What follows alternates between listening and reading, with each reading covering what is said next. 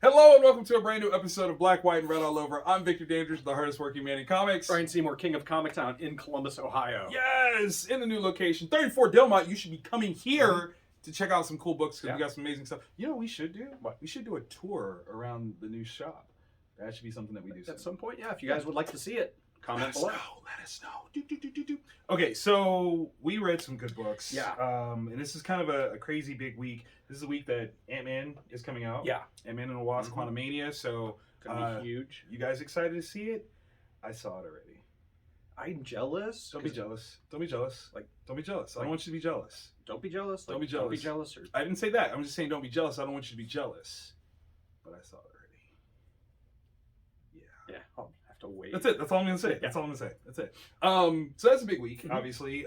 So keen eye on Marvel Comics. In fact, you've got like a cover that gives some love to the MCU, which I think is pretty dope. So we will showcase that in just a moment. Okay, so we've got some good reads that we should read. Yes. Of which we only have one that's the same. But I did read one of the other ones. You want to start with that? Yes. All right. Yes. Image Comics, Nightclub #3. Yes. Only $1.99 cover price. Jump on that. Mark Miller and Juan Ramirez as the top two creators on it. Absolutely. This is like if you took Spider-Man and instead of getting bit by a radioactive spider, kid gets bit by a vampire. Yes. And the vampire had a plan that he was going to like create this army of people. Mega army, stop this thing that's coming. Except you picked a teenager. Yeah, who bugged out. Immediately. Turned two of his friends vampires. Because that's what friends do. Right? Sharing is caring. And now they're trying to right wrongs and be superheroes and get a bunch of followers on Instagram and YouTube. Only they haven't fully figured out the rules of vampirism. That's the funny part is, okay, when you have the rules of vampirism and you're trying to be superheroes, there's certain things that don't mix. Right? And don't let Blade fool you, okay? Because like Blade can do some things. Yeah.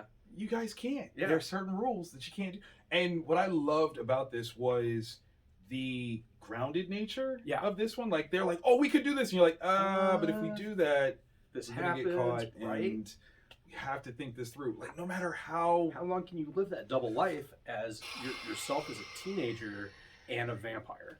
Because eventually those two worlds aren't going to mesh. They're not at all. And do you want like Edward Cullen life be 17 forever? No.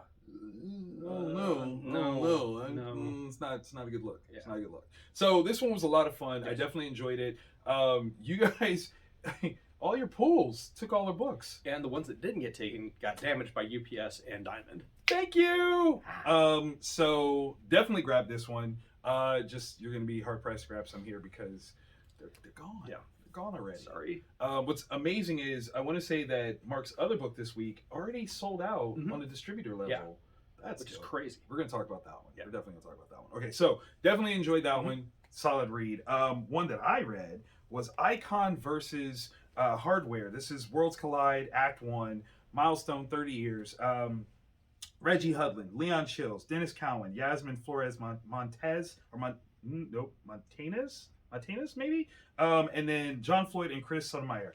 Okay, so the reason why I picked this up is I personally, through Vantage and House Productions, am going to embark on another like big kind of 2-character crossover for the first time in my imprint. Yeah. So kind of leading the way, I was like, oh, I got to check this out and see how they're playing it with this one. We've got some very interesting ideas. I mean, obviously, Icon and Hardware are two of the most, for lack of a better word, iconic characters from Milestone. So the idea of having them fight is kind of a breath of fresh air, in my opinion.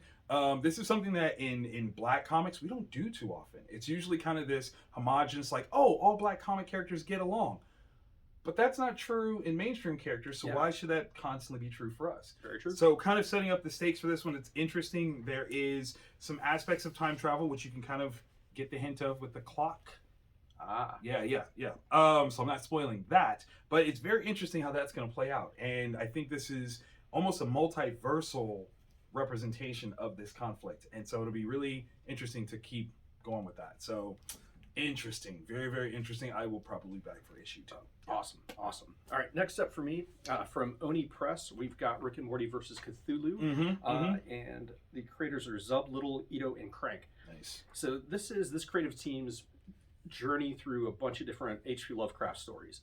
This one, Shadow Out of Time, You can tell by the great race of Yith. And it's really cool in that it's pointing out, each one of these issues points out both the absurdity of Lovecraft's work and how he like kind of retreads the same material over and over and over, kind of like AC/DC. But I love AC/DC's three songs. Rock though, yeah.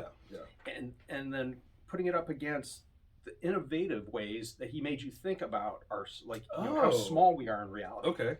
And in this particular one, Rick Sanchez, he's been captured by the Yith, and he doesn't want to be one of their Yith people. There's love that's found.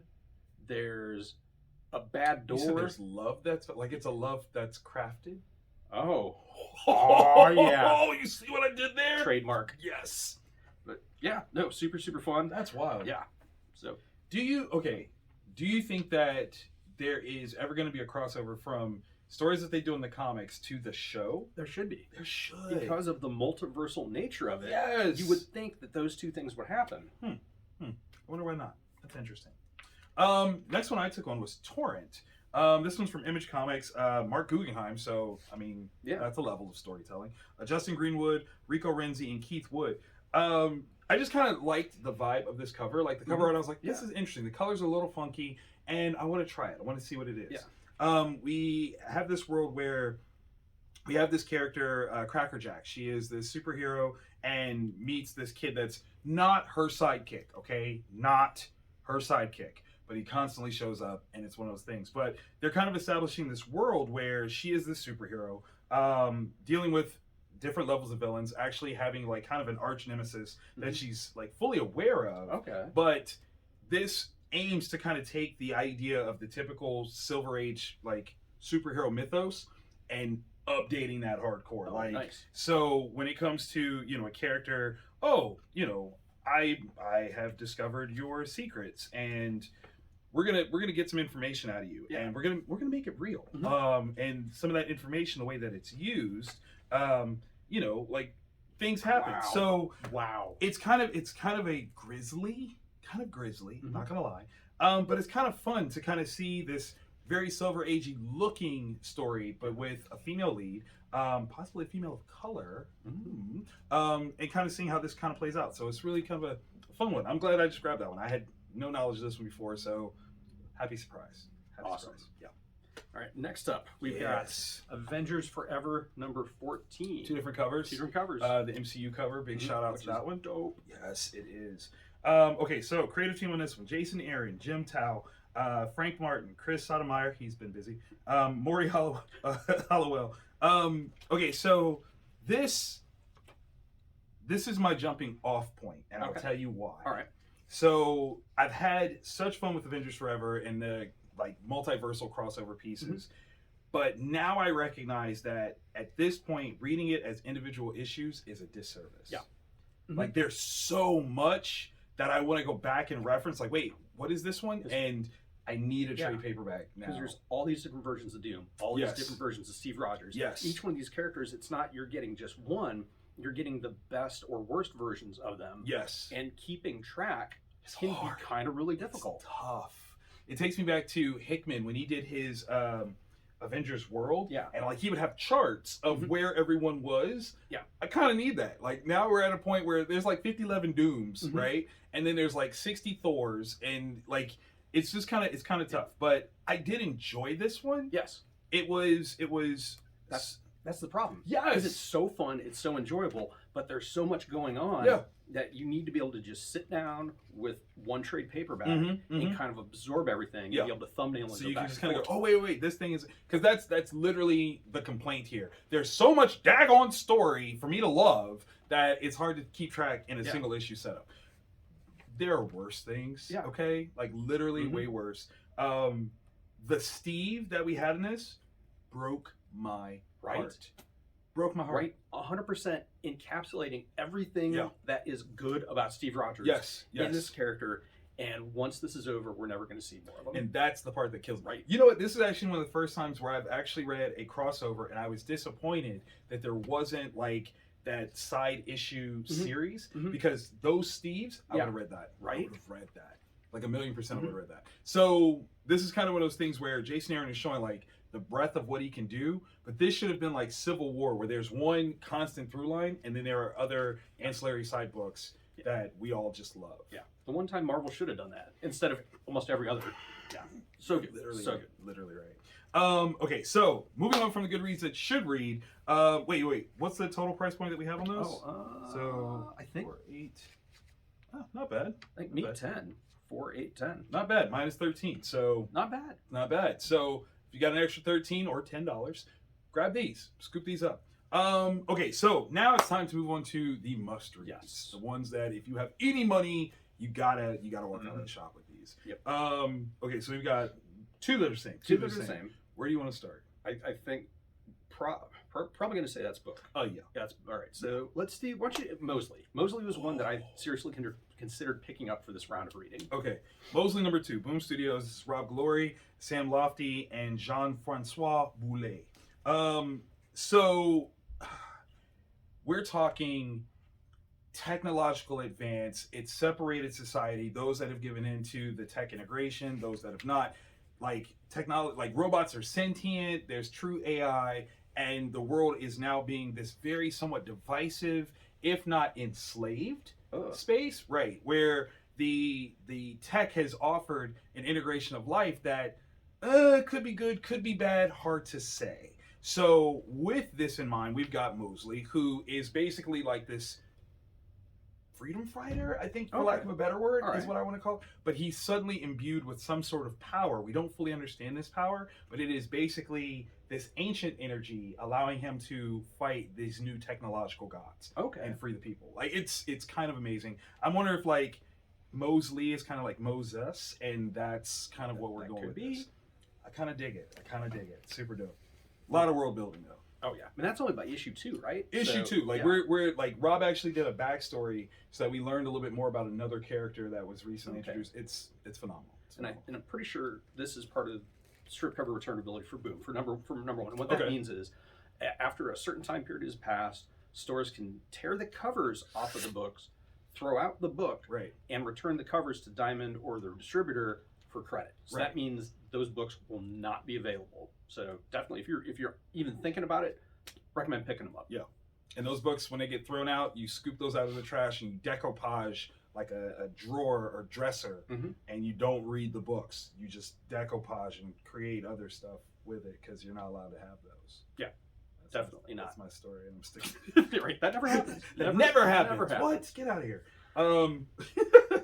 Also, a book that's strip cover returnable. Oh, word. Yeah. AfterShock Comics, A Foulness in the Walls. Cullen Bunn, Rodrigo Zayas. This is amazing. It's oversized. Is this a one-shot? Yep, just a one-shot. It is. Oh. Oversized. The one thing I don't like is the size of the book. I get that. And that's just me. That's a Ryan thing. Yeah. No, it's not just you. I mean, literally, the placement on the shelves makes it difficult. Tough to. Yeah, it's real tough, and especially with a book this freaking sweet. So, Cullen, as we know, Cullen is a master of horror. Yes. Like, that's just what the dude does, and the dude does it perfectly. In this particular story, there is a gentleman whose mother has just passed, and she had been taking care of him, or he had been taking care of her, rather. Okay. But it sounds like she wasn't the greatest person to him, kind of trapping him into this position where he had to be the caregiver. Rude. And she passes. He's now going to try to start his life over again. Okay. He doesn't have the resources to really do it, and so he gets a house, the most house he can get for his money. Okay. But he's getting more with this house than he bargains for. It is a slow walk into, at best, madness. Okay. At worst, some kind of like cycle of hell. That's not okay. That this person's going through. Yeah, remember Cullen's someone who he does, man. He Empty feeds Man. my dreams. Empty Man. Why? Why do you have to say its name? That's how it follows you home. Right? I'm hoping. No! Make a new friend. Here you go. Okay, Make here a you new go friend. again. So there is a foulness in the walls. There's a smell in the wall that drives him crazy, and he tries his best to figure out how to appease it. How to appease the smell? Never mind. I don't even. That's it. Nope. Mm-hmm. That doesn't happen in the black community. We don't do that. We We'll burn that house down and move out. Okay, that's just Mama. You're done. Okay, this is what it is. Yeah. Wow. Okay.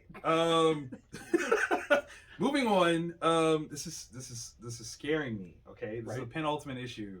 8 billion genies. This is. I don't want it to be over. I don't. I don't. Issue 7.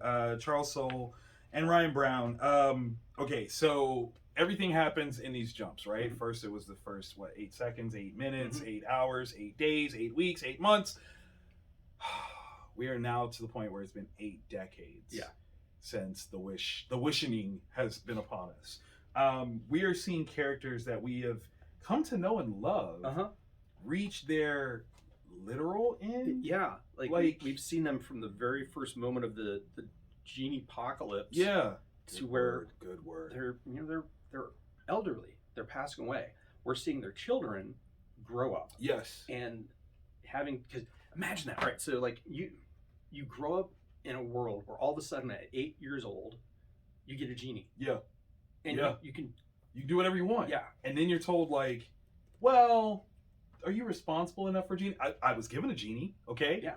Who are you to decide my responsibility level? You're not the genie giver, okay? I'm the genie getter, not you. Which I think is wild. Yeah, you already wasted your wish, Mom and Dad. Like 2 tears, okay? And I think it breeds like a totally different level of teenage resentment, which like I think that's kind of the most interesting piece of this one is when you are born with this thing, this like looming over you, what level of entitlement do you have to it? Right. Like, is it actually a gift? Does it immediately become a curse? Because now it's this hype over, no, don't use it. Oh, well, why not? Yeah. It's kind of interesting. Yeah, you become more useful to people in power because that's the thing is there are these power brokers that have grown up or come up and they figured out by getting wishes, people to commit their wishes to them. Yeah. So now are people courting you because of who you are or what you can give them? Yeah. The wish war in this. That was amazing. Oh my God. Those were 2 really, really smart people. Right? Like, I would never have thought to do that. Dude, that was such a chess move. Yeah. I definitely would not have survived this long in this thing because that was a move. That was definitely a move. And this was fun. Yeah, this is so cool. And this has been one option for a series. Yeah, I want to say through Amazon. Yeah, so can't wait. Yeah, Cannot this is wait. gonna be good stuff. Super fun. Okay. So, from Image Comics, Mark Miller, Jorge Jimenez, Nemesis Reloaded #2. Wait, first of all, Mark, Matrix Reloaded is dope, okay? You will not besmirch the second Matrix. I fully agree with you that Indiana Jones 4, that never came out. But Matrix 2? Come on, man. Yeah, it was like The Godfather 3, The Matrix. All right, Quadrilogy. Never mind. I had a point, and then you took that point from me. Dang it. Okay. Here's... The easy pitch is this is Batman if Batman was evil. Yes. That's the easy That's pitch. the softball, little lob sort of idea. No, this is deeper than that. This is if Batman not only was evil, because that's just a matter of resources. We're talking like the intent. Yeah. This would be okay. You know how Mark wrote Doom's Master? This is the guy that taught Joker the worst jokes. That's the only way that you can approach this. Like literally, okay. So first issue, Nemesis is returning in the worst way possible by literally putting a bounty on every cop's head in Los Angeles. If you have the resources to do it, and you're trying to completely disrupt a city, and you're trying to start a crime wave where you're not going to be priority alpha, wouldn't you do that? Even if you were priority alpha, you don't have the force to deal with it because everybody's like, no, I'm not doing that. This is brilliant. Okay, so for those that don't know, Nemesis was a 4-issue miniseries. 4? 3? I think 4. I'm trying to remember. I can't remember. It's not a huge series. It's not a huge series. Done by Mark Miller and Steve McNiven. And what I love is that this is truly like a reboot. It's a reimagining. So even some of the concepts of who Nemesis was or how he came to be are being re-examined, right? We're exploring these differently. So we know like his parents have always been jacked up. The level of jack up here, I think, is actually worse. It's worse. Yeah. Because in the previous one, we know that like they were ultra rich and they had like a hunting island or something like this. In this, it's different. They're not. They're so horrible. They don't have the means. Right. And yet they're still disgustingly awful people. And I'm not supposed to. Am I supposed to, or not supposed to feel bad about the way one of them changed. Well, that's a good word for it. Yeah. That's a good word for it. Yeah, that's definitely one where you go, I'm not writing to anybody with complaints because of that. Like, no, they were terrible. You know it's bad when someone has to be identified by their shoe. Yeah. Like Their someone did a shoe. real good job. Not teeth, not fingerprints, not facial shoe. Singular. Mm-hmm. Horrible. Yeah. The idea of this bigger picture, behind the scenes, training ground. Yeah. Because how did he get from point A to point B and develop the skills, develop the resources, and oh my gosh. By being one of the worst things possible. Like You've got this is there's more going on. Like it isn't Yeah. just some spoiled rich kid who was born bad. no. This dude is learning. He's being taught. There's an infrastructure behind him Mm-hmm. that we are only getting a glimpse of right now. And that to me is more horrific. Way more. So it isn't just some rando, it is like a group that are they still back in? Or are they still Mhm. around? Like, is he a pawn or is he now the head of that? Like it's all terrifying. And I think the other thing that makes it so terrifying is he set up these things where it's dangerous to just be, Mhm. right? Like he has other people doing things for him, Yeah. but he still likes to get his hands dirty. Mhm. Like it's not just like, oh, I've got minions. Like there's those times where Joker does something and then like he just waits for Batman to come fight him. Yeah. This dude is like, yeah, why you guys deal? I killed him too. And you're like, why? Yeah. It was Yeah. there. That action, like that Come on. would be the craziest end of an episode of a television series. Oh my God. That's Tom Cruise level crazy, okay? Jumping on Oprah's couch level crazy. Mhm. That was amazing. Yeah. That was amazing. I need, Mark, I need a playlist. I need a playlist of music that just rides with these pages. Or hey, even if you want to throw this in, like what are you listening to get us here? I need to know. I need to feel it. I need to wake up to that. I need to make that my alarm. Give it to me. Unless it's ABBA. Give me. I don't, even if it is ABBA, I need to feel that ABBA action, okay? That ABBA Dabba Do. I need it, okay? I need it in my life. I won't sit. So please and thank you. Yes. Fantastic must reads this week. Wait, what's the price point of these? Okay, so I could have done math. No, that's too hard. Mine is 16. I think I might be in the same space. 4, 8 plus 8, yeah. 4. No, I think mine's 12. So not bad. Not bad. You got a big, thick book though. But also one like that was only thick books, $2. and I cannot lie. Right, man, solid. All right, so if you got just $20, going to a shop, we can get you all of this goodness plus some extras. It's good value, man. Read up. You need more books. Read more Really books. Absolutely. We know you like this. We hope you like this. If you did, show us you like this. Click that thumbs up. Yep. We need that action, that energy. Give it to us. Comment below. We comment back, and we do this every week. Yeah. So hit the subscribe bell, the Taco Bell-esque thing, and we need to get them to sponsor. You keep saying that. that's what almost every one of my Instagram or TikTok posts are sponsor me Taco Bell. It's not gonna happen. It could. Yakaro Comic Town. Make it happen. Mm-hmm. Make it happen. Yeah. That might be the name of this episode now. Yo quiero. Aw, the Chihuahua. This is not fuzzy navels. I don't have a fuzzy navel, but I got a hairy chest.